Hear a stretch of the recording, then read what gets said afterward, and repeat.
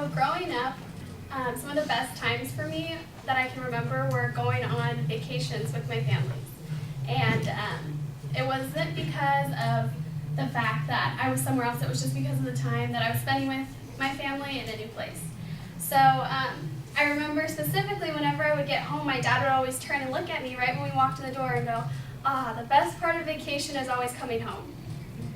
And when I was little, I never understood that because I was like, what are you talking about? We just had like the most amazing vacation ever and you're saying that now it's like the best part. I never understood it. So a quote by Lord John Warfin says, home is where you hang your hat. So what my dad was saying now, I can understand it a little bit more because I could not agree with this quote more, that where you decide to have your own space and be happy and content and be able to be yourself is what you call your home.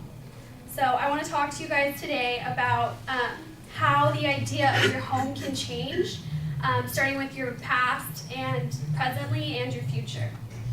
So starting with my past, the idea of my home was just kind of wherever my parents were, and it was literally the house that I lived in. That's what I knew was my home.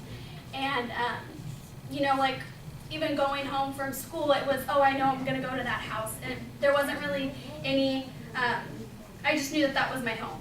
So presently, now, I know that your home can change.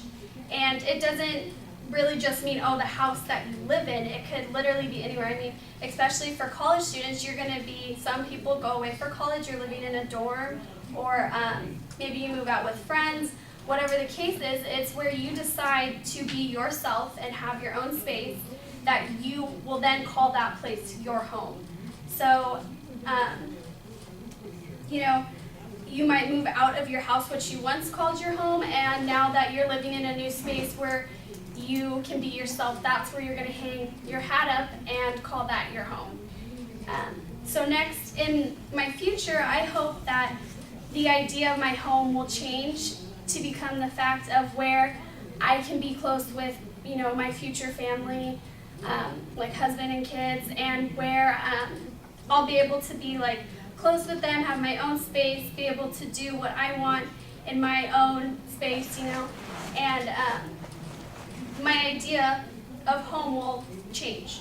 And it'll be wherever I decide that I can have my own space and I can, become who I really am. So in conclusion, I completely agree with the fact that home is where you hang your hat and where you can become one and just be able to relax and kick off your shoes and enjoy yourself.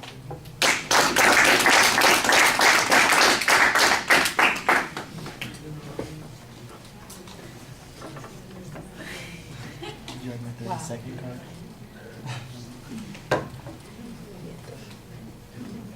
I tried to keep it going. I used a 30-second card.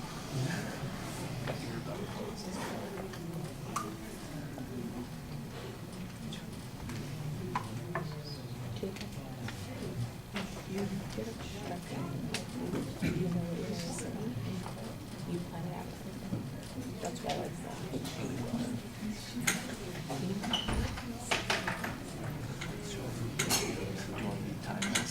All right, Sam, I like the personal material as the memory that you share at the beginning as an attention device. I thought that worked pretty effectively. And there's a good transition to the topic that you have. And then you take that topic and come up with a very nice kind of interpretation theme of it. I thought that was good. There's a solid preview of what you're going to talk about. Even though it's a basic structure, at least we know that there's a plan as you're going through this. And I thought that worked really well.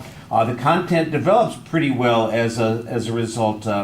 Even though sometimes the material is not as detailed or interesting as it sounds like it's going to be, each part has a distinct idea that you're getting to, and I thought that it all fit together and was advancing your point. So organizationally, I thought it was very solid.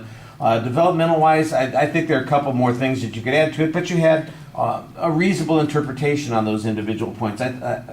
To me, it just seems like there were one or two places where there was just a little something missing, but you, for the most part, did a good job coming up with ideas to talk about. The presentation issues, On your voice, I don't think I had anything that I said that was problematic. You project really well. There's very good variety in your voice. It flows together pretty smoothly. There were one or two transitions between ideas that were momentarily awkward, but they were hardly noticeable.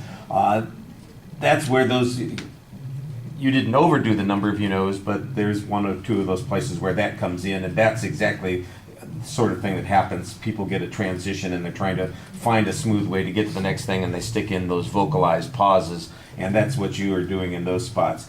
Gestures, they're fine. Nothing that was problematic. Facial expression, for the most part, you're animated and reasonable. Eye contact with the audience is usually solid. Sometimes I get the impression that you're kind of thinking to yourself more than you're talking to us, and you can see that on your face when you're doing that. With impromptu speeches, that happens sometimes. You're trying to think as you're going along, come up with the next thing that you're talking about. In your case, it was just a little noticeable. I thought that you had a very consistent, confident stance and posture when you were speaking to us. Could you have moved around a little bit to emphasize the point? Yes, but I thought that you did a good job suggesting that you were certain and confident by the position that you took from the very beginning and holding of that position. That I didn't see any anxiety issues except in those transitions. The conclusion of the speech, I thought you had a solid exit line, although you could have reminded us of the organizational structure that you had and kind of summarized those points a little bit, but the exit was fine. All right, thank you.